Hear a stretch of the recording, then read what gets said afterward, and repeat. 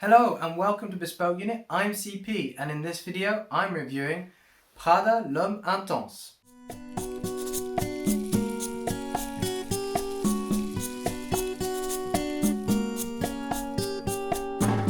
As per usual, I'll be using the Bespoke Unit Fragrance Formula, a quantifiable review matrix that you can use at home. Just look in the description where you'll see a link which will take you to a guide which teaches you how to use it and provides you with some free PDF downloadables. Launched in 2017, Prada L'Homme Intense was created by the perfumer Daniela Roche Andrier, who started a career training at Chanel, but then worked at a plethora of brands, including Bvlgari, Armani, Guerlain, Kenzo, Valentino, and of course Prada. And I believe today she works at Givaudan.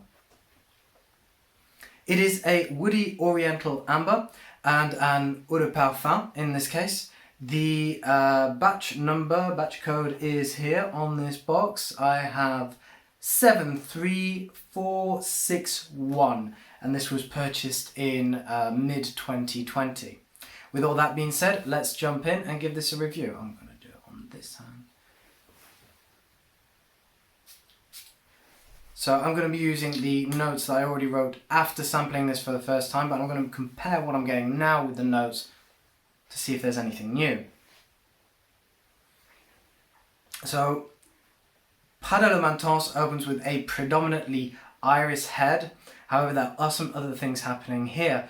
Although it's dominated by the iris, there are a couple of hints of some black pepper, as well as what I detected as yuzu citrus, which is a little bit bitter and has an almost buttery essence to it. It's quite sweet, but then bracing thanks to the pepper. Moving then into the heart. The heart is quite spicy in comparison, a little bit earthy. You have the earthiness of the patchouli, and then you have a little bit hint of cardamon spice, which then seems to interact with the yuzu from the head earlier and produces this quite almost, there's a hint of bubblegum in there, and I hate using that word, but there is a certain sweetness with some violet in there as well, which adds a floral note which echoes the iris that preceded it. Once into the base, this is dominated then by a very gourmand note of tonka bean, which interacts with some sandalwood and guaiacwood. The sandalwood offers this quintessential warm woodiness that is quite familiar to most people, but the guaiacwood, what's quite interesting about that and the way it works with the tonka bean is the guaiacwood creates an almost pipe tobacco accord. The pipe tobacco, the guaiacwood also delivers hints of a little bit of perhaps a leather, and you're going to have a slight resinous woody aspect, obviously, of course. It's not particularly musky on its own, but with the tonka bean it does create something that is quite heavy, almost resinous, a little bit powdery. What's interesting about the overall composition of Prada L'Homme Intense is quite reminiscent of Youp, and Youp for me I strongly associate with nightclubs, especially nightclub toilets where there was a guy in the corner, you gave him a pound coin and you could spray on some perfume, because Youp was quite distinctive, quite popular back in those days, certainly among these guys who would give you some fragrance. The toilets tended to smell strongly of this. So for me, this is a night out at, say, Rock City in Nottingham. That being said, it does not smell like toilet whatsoever. It smells quite brash, pleasant, it's quite invigorating, spicy, but it does not smell like a water closet. So that association is purely from my own olfactive memory, let's say. As for its overall life cycle, it's particularly conventional. This is a classically put together fragrance. The dry down transitions quite evenly, although what's quite interesting is you do have particular notes in each phase that then interacts with something that preceded it, or at least then extends it by giving you a variation of that theme. When it comes to the weight and strength, to say that this is an intense Eau de Parfum, the longevity is okay, so you can expect this to last, say if you were to put it on, although this is more for me an evening or nighttime fragrance, but say you would put it on before going to work, you could then probably consider topping it up or reapplying in the early to mid-afternoon. As for the projection and sillage, now there's a strong possibility of going nose blind with this, so you don't think it's there anymore, but from what I hear it's very, very strong. In my own tests, and unfortunately I didn't have anyone to help me on this occasion to check, it seemed to have decent projection and sillage. They stayed quite close to the skin. They weren't projection monsters. The scent bubble for me stayed quite localized.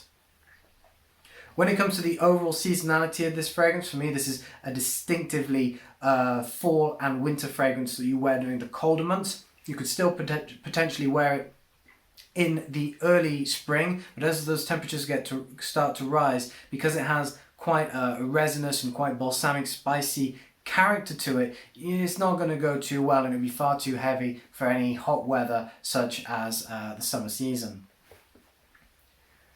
When it comes to the third-party feedback of this fragrance, so there are a number of people that love the fact that it's fresh, it's clean, but it's spicy, it's fresh and warm at the same time. It combines both these elements to create a truly invigorating aroma. But universally, a lot of people seem to think that this could be stronger, that for an intense, it felt a little bit understated for them. Nevertheless, it seemed to be particularly popular among younger crowds. Younger men and women seem to appreciate this far more than people in their 30s, 40s or above. In early 30s, this is still relatively popular, but it's once you start to get to those more mature ages that this loses its attraction. So this leads me on to the impressions, and I hinted at a couple of talking points in this earlier. So first of all, in terms of age range, I think this is definitely suitable to a man in his 20s. Indeed, it's a great fragrance for a student or somebody who's a young professional.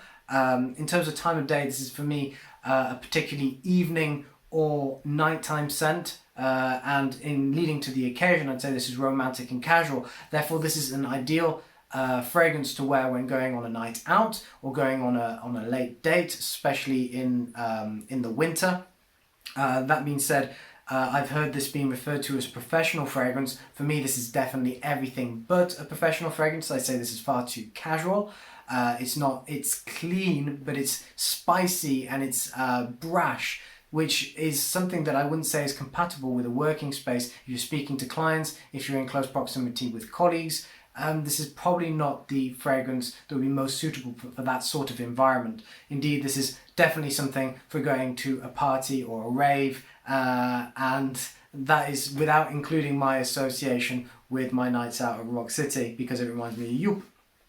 And then that leads me to the masculinity. This is a strongly masculine scent. This is something I don't imagine women would be able to wear. They could wear, but it wouldn't be the most appropriate fragrance for a woman if they're looking to wear men's fragrances.